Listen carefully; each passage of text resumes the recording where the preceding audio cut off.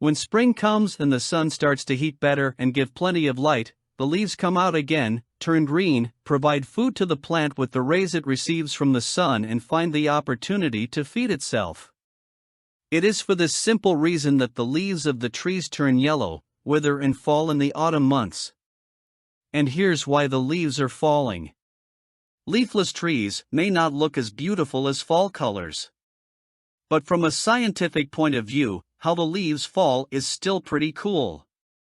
Everything descends into a special layer of cells called the abscission layer, which anchors each petiole to the branch.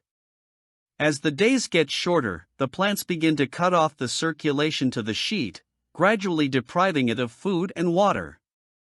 When the nutrient supply is cut off, the layer begins to dry out and the leaf falls.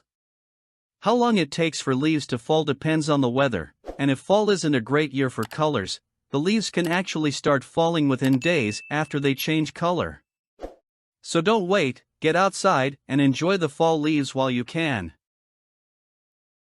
Thank you for watching the video. Don't forget to subscribe and like.